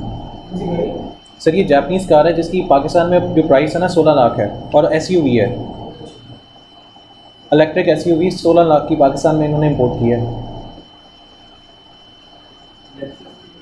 एसयूवी गाड़ी है, जापानीज़ है, वो जापानीज़ कोई है गाड़ी, जापानीज़ कोई मॉडल है, जापानीज़ कार है जो ये पीएसएल में दे रहे हैं और 16 लाख की है। और अगर वो कहता है कि अगर ये पाकिस्तान में इंपोर्ट होना शुरू होगी आपकी बाकी सारी गाड़ियों की धज्जियाँ उड़ जानी है। इसकी मार्केटिंग खराब होगी क्योंकि पाक व्हील्स तो लेके आ रहा है, उसकी तो बढ़ जाएगी। ये तो बाकी एज ए कंपनी उसको प्रमोट करेगी। सर उसने पीएसएल में प्रमोट किया ना उस गाड़ी को, जापानीज़ को। अपना कोई प्रोडक्ट नहीं है, वो दूसरों की चीज़ें यूज़ कर रहा है। करेक्ट, वो रियल टाइम बिडिंग कर रहा है सिर्फ, उसकी तो अपनी कोई प्रोडक्ट ही नहीं है। कौन सा कोई गाड़ियों को मैन्युफैक्चरर कुछ भी नहीं, सिर्फ एक उसने पेज बनाया था फेसबुक का, फिर उसकी एक एप्लीकेशन है। करते हैं गाड़ियाँ देखते हैं नहीं, और वो उसका पब्लिशर क्या है? सर वो सप्लायर है, क्योंकि वो सर वो अपनी प्रोडक्ट नहीं, वो किसी की प्रोडक्ट लेके आ रहा है ना।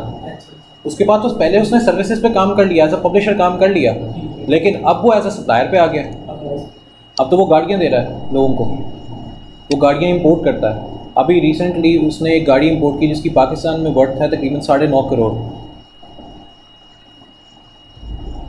गाड़ी 660 सीसी है, और वो तो ऐसे उसके पास आई है। अब एक और उसका एक रिव्यू आया था, उसने 2.5 लाख के सिर्फ टायर खरीदा एक, उसको 10 लाख के सिर्फ गाड़ी के टायर पड़े हैं, उसने पे किया उधर वहाँ पे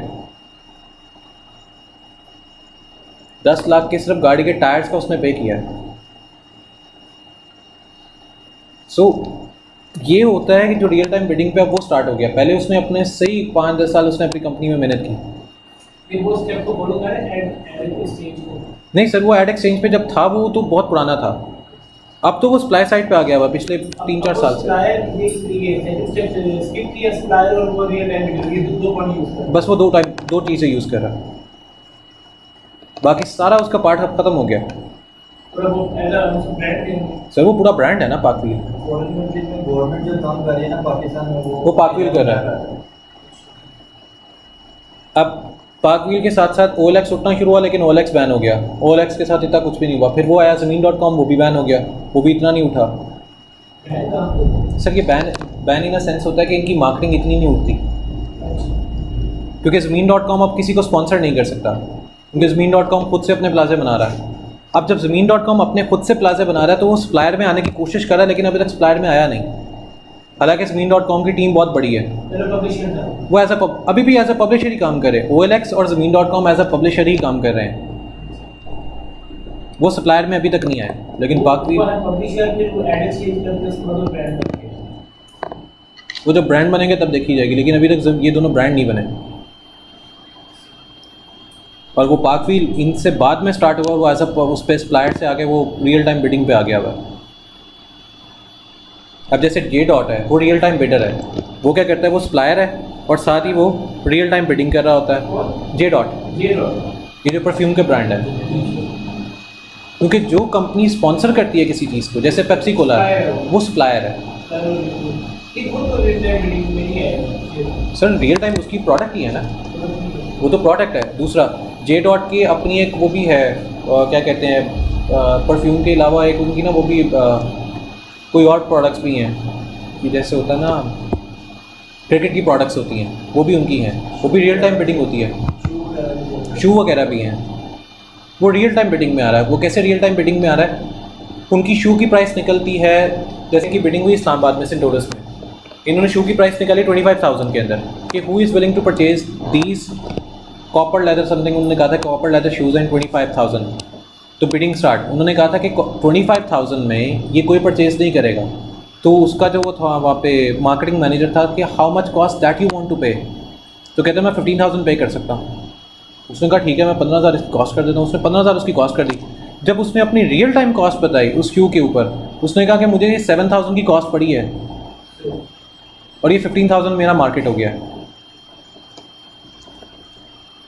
उसको कहते हैं रियल टाइम बिडिंग कॉस्ट, वहाँ से निकलती है। अब जैसे आपके पास प्रोडक्ट है, आप कहते हैं कि कोई बार्गेनिंग आके करता है या नहीं करता, दैट इज़ समथिंग एल्स। आपको पता है कि आपकी रियल टाइम कॉस्ट क्या आई हुई है, आप कोई बार्गेनिंग करके आपसे कॉस्ट आपसे कम ज़रूर करवा लेता है, लेकिन आपको पता है अच्छा मुझे इतना मार्जिन रखना है, तो वो आपकी रियल टाइम बिडिंग में कॉस्ट में कैलकुलेट हो रहा है अगर आप सप्लायर हैं। तो अगर आप पब्लिशर हैं तो आप ज़्यादा से ज़्यादा 100-200 के निगोशिएट करके नीचे आ जाओगे, इससे ज़्यादा तो नहीं आ पाओगे। अगर आप कहते हो कि आपके मुझे अपने प्रोडक्ट सेल करनी है तो मुझे एक और दूसरा भी बनाना पड़ेगा, उसमें मैं फिर एज सप्लायर हूँ, वो फिर आप एज ए सप्लायर आएंगे उसमें मुझे ऐड चाहिए, उसमें फिर सर आपका एड्स उसमें सप्लायर वाला काम स्टार्ट हो जाएगा। ये जो सर्विसेज सेल करते हैं कि हम आपको ऑर्गेनिक इंस्टाग्राम फॉरवर्ड देंगे फेसबुक के, वो कैसे करते हैं? वो क्या करते हैं, उनके पास एक टूल है, वो फेक टूल होता है। वो फेक टूल से आप ऑडियंस तो ले आते हैं, लेकिन वो एक्टिव ऑडियंस नहीं होती, वो डेड अकाउंट्स होते हैं, वो डेड अकाउंट्स होते हैं। ज़्यादातर हमारे जो इन्फ्लुएंसर्स हैं वो ये काम तो करते हैं। नुकसान उनको क्या होता है, गलती से उनमें से एक अकाउंट भी एक्टिव हो जाए और किसी गलत अकाउंट वाले ने उसको एक्टिव कर लिया, उसकी सारी फ़ोटोज़ गई। अभी जैसे गूगल के ऊपर बहुत सी चीज़ें आती हैं जो कि शायद आप लोग नहीं उस तरह नोट कर रहे होते। कितने ऐसे फीमेल एक्टर्स हैं जिनकी ना पिक्चर्स रोज़ कहीं ना कहीं से उड़ के वापस आ जाती है, और उनके अपने फ़ोन की पिक्चर होती है और उनको ये नहीं पता होता कि वो फ़ोन की पिक्चर किधर से किधर चली गई है। ये डेड यूज़र्स ये काम करते हैं। वो जो फेक फॉलोअर्स आपके पास आ जाते हैं, हमें करंटली तो ये लग रहा होता है कि हमें फॉलोअर्स देके लोग हम तक पहुंच जाएंगे। वो फेक, अब जैसे टिकटॉकर्स हैं, इन्होंने स्टार्टिंग में सारों ने फेक फॉलोअर्स ले लिए, at the end of the day इनके साथ होता क्या है, डी काम हो रहा होता है। जिनके मोबाइल में डेटा को सर कोई भी हैकिंग की कोई भी टेक्निक इस्तेमाल सकते हैं। मुझे 1000 एक चीज़ पता है हैकिंग के अंदर, वो कैसे कि अगर मुझे कोई ज़्यादा तंग कर रहा होता है, मैं क्या करता हूँ, एक फ़ोटो सेंड करूँगा उसको, जैसे यही पिक्चर है, इसके पीछे पूरा कोड होगा, उसने जैसे इस फ़ोटो को सिर्फ देखना है, उसका पूरे फ़ोन का डाटा मेरे पास, और उसके बाद उसका फ़ोन एक दफ़ा ब्लिंक करके ऑफ होगा, उसके बाद ऑन नहीं होगा। वो चाहे मार्केट जाए चाहे जितनी मर्जी जाए, फ़ोन नहीं ऑन होगा। हाँ, सॉफ्टवेयर वो फ़ोन उसका बोर्ड ही जल जाएगा तो फ़ोन कहाँ से ऑन होगा। हमारे यहाँ पे कितनी दफ़ा अटैक होते हैं, कोई हैकर आके कोई ना कोई कुछ काम कर जाता है, कोई कुछ काम कर जाता है, फिर उसको जब रिप्लाई बैक करते हैं तो मैं ऐसे काम करता हूँ। तो जो आपके डेड अकाउंट्स होते हैं उनमें ये काम होता है। ये मतलब कि कोई बिजनेस भी कर रहे हैं? हाँ, ऐसा बिजनेस ही होता है ये सारा। और एक्चुअली वो आपका अकाउंट का जब यूज़र आईडी और पासवर्ड ले लेते हैं ना आपसे, या आपको कहते हैं कि हमें एडिटर या मैनेजर बना दो, तो आपका आधे से ज़्यादा डेटा तो उसके पास चला गया। कुछ यूज़र नेम भी कर देते हैं। यूज़र नेम में तो बहुत कम लोग करते हैं, अगर कोई कर भी दे तो आपका डेटा तो उसके पास चला गया ना, क्योंकि आपका data is one of the more secure thing. आपको एक वीडियो मेरे निकल के मैंने डाउनलोड करनी थी, नहीं आई। मलेशिया में एक फ़ीमेल के साथ क्या हुआ, आप लोग जो मैंने आप लोगों को वहाँ से पिक्चर्स रिमूव करने से क्यों मना किया था, उसकी रीज़न बताता हूँ।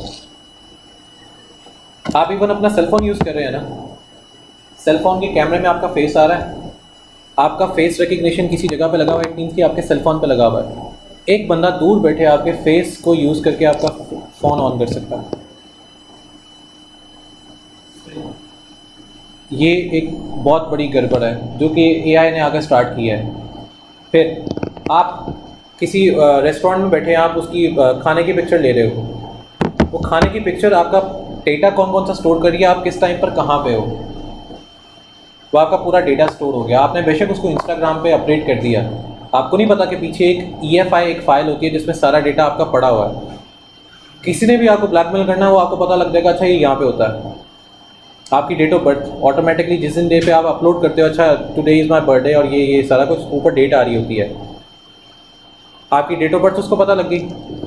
इट मीन्स कि ही और she can easily hack your account, क्योंकि मोस्टली लोगों ने अपनी डेट ऑफ बर्थ रखी होती है अपने अकाउंट्स के अंदर, रिकवरी के अंदर।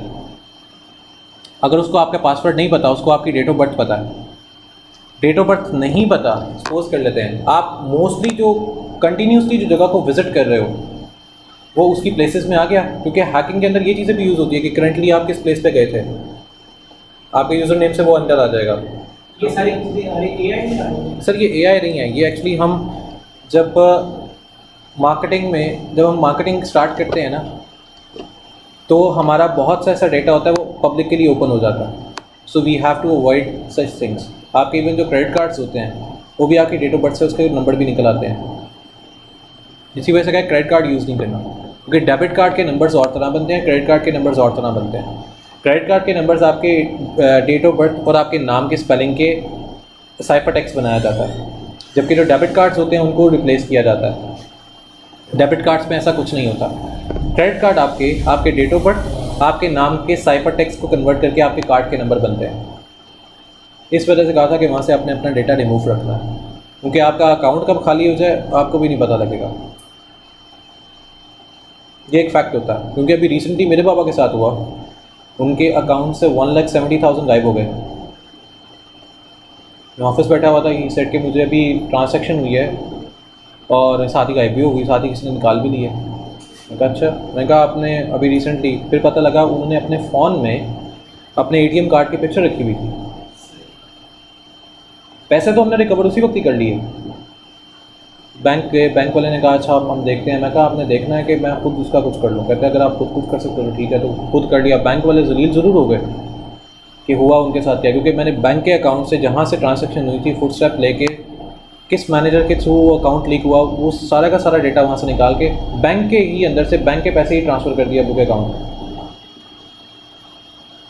बैंक मैनेजर कहते हैं हमारे अकाउंट से पैसे के, मैं कहूँ लब हो जाके किसने निकाले हैं। तो ये फैक्ट होता है कि आपके जो अपने एटीएम कार्ड्स होते हैं उनकी भी आपने तस्वीर अपने फ़ोन में नहीं रखी,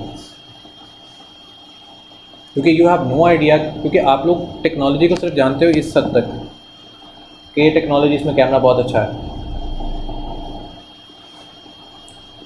जो पीछे टेक्नोलॉजिस्ट होते हैं वो इस फ़ोन को जानते हैं कि इसके अंदर डेटा क्या है, प्रोग्रामिंग कह लें या इसके अंदर कोड क्या पड़ा हुआ है। मेरे लिए सबसे इम्पोर्टेंट होता है कि फ़ोन में स्पेस कितनी ज़्यादा पड़ी हुई है। मुझे कैमरे से मतलब नहीं है, स्पीड और स्पेस मुझे इससे मतलब होता है कि इसकी स्पीड कितनी तेज़ है, इसमें मैं कितना डेटा इजीली स्टोर कर सकता हूँ। क्योंकि ना मेरा मकसद है पिक्चर्स लेना, ना कोई अपलोड करना, ना कोई ऐसा डेटा करना, क्योंकि अब किसी जगह पे मैं लैपटॉप अगर कैरी नहीं कर सकता, मेरे साथ ये जाता है, और ये एक लैपटॉप से ज़्यादा पावरफुल मशीन है। ये एक मेरे लिए तो ये टेक्नोलॉजी ये चीज़ है, हर एक के लिए उस तरह बिहेव कर रही होती है। तो हमने इस वजह से फ़ोन में और किसी भी जगह पे, इंस्टाग्राम पे स्पेशली फीमेल्स ने अपना कोई डेटा अपडेट नहीं करना, और क्रेडिट कार्ड की या कोई भी कार्ड की तस्वीर आपने रखनी नहीं है फ़ोन में गलती से भी। सर वो और चीज़ है, वो कोई नहीं लेता सर, उसका किसी से कोई कंसर्न नहीं है। अनटिल लेने से आपको कोई दुश्मन नहीं है। कोई ऐसा अजीबोगरीब दुश्मन हो जाए जो कि पागलों की तो पीछे पड़ा हो, वो भी ये हरकत कर सकता है, वो भी किसी से करवाएगा। वो आपने नहीं रखना। जैसे CNIC की तस्वीर होगी वो आपने फ़ोन में नहीं रखनी, आपने अपने ATM कार्ड की तस्वीर फ़ोन में नहीं रखनी, आपने अपने स्टूडेंट ID की तस्वीर फ़ोन में नहीं रखनी। आपके जैसे होता है, कई लोगों ने क्या किया होता है, गलती की होती है कि मोबाइल इसके बाइक्स के या गाड़ियों के पेपर्स जो होते हैं उनकी तस्वीरें उतार के अपने फ़ोन्स में रखी होती हैं, वो चीज़ें नहीं रखी। जो इन्फॉर्मेशन स्पेसिफाई करे आपकी पूरी कम्युनिटी को, वो चीज़ आपने अपने फ़ोन में नहीं रखनी। पिक्चर से किसी का कोई मतलब नहीं होता, क्योंकि जाहिर बात है फ़ोन इतना सिक्योर है कि आपकी पिक्चर्स नहीं, हाँ जहाँ पे आपका डेटा है, CNIC हो गया, जहाँ पे नंबर्स लिखे हुए हैं ना, वो डेटा आपका गया, वो डेटा कोई नहीं रोक सकेगा, क्योंकि वो इनक्रिप्टेड नहीं होता। पिक्चर आपकी इनक्रिप्टेड होती है, जो आपकी पिक्चर है ना वो इनक्रिप्टेड होती है, उसको निकालना इम्पॉसिबल है। लेकिन इंस्टाग्राम से तो वो इजीली निकल आती है, क्योंकि वो अपलोड होगी, वो इनक्रिप्ट नहीं होगी, वो डिक्रिप्ट हो जाती है इंस्टाग्राम पे या फेसबुक पे। जब तक आपके सेल फोन में है ना, तो आपकी EFI कहीं किसी के पास जा ही नहीं सकती। हाँ, अगर आपने उसके अंदर ATM कार्ड आ गया या CNIC नंबर आ गया, स्टूडेंट ID आ गया, वो सारा का सारा डेटा गया। जिस पे टैक्स लिखा हुआ है ना, वो डेटा गया। चाहे आप इसकी तस्वीर लेके अपडेट कर देंगे ना स्प्लैट साइड, ये वाला डेटा भी सिक्योर नहीं है। ये वाला डेटा जहाँ पे कुछ चीज़ लिखी हुई है वो डेटा गया। अब ये पिक्चर बनी हुई है, इसके अंदर डेटा निकालना इम्पॉसिबल है, क्योंकि ये इनक्रिप्टेड रहेगी। क्योंकि जब वो इसको पिक्सेलेट में कन्वर्ट करेगा तो it will take a little like bit convert करते करते उसको 1.5 साल लग जाएगा। वो इसको नहीं कन्वर्ट कर सकता। हाँ, इसको कन्वर्ट करने के लिए उसको कुछ सेकंड्स लगते हैं। ये डेटा फैच करना सबसे आसान है, जो वर्ड लिखा होगा। ये जो फेसबुक का जो प्लेटफॉर्म है, मार्केटिंग कब शुरू हुई है? सर ये स्टार्ट हुई थी 2011 में ब्लूप्रिंट्स के नाम से। फेसबुक बनाने का मकसद इंटरेक्शन था। सर फेसबुक का खाली इंटरेक्शन मकसद ये नहीं था, क्योंकि इससे पहले लाइव मैसेंजर थे, गूगल लाइव था, फिर विंडोज़ लाइव मैसेंजर आया, उससे पहले याहू था, उससे पहले ऑर्किड था, उससे पहले माईस्पेस था। ये सारे मार्केटिंग प्लेटफॉर्म्स हैं। हुआ कहाँ पे गड़बड़, 2011 में फेसबुक के ब्लूप्रिंट्स निकले अमेरिका में और यूरोपियन स्टेट्स पे। इस पे मार्केटिंग डिजिटली स्टार्ट हो गई।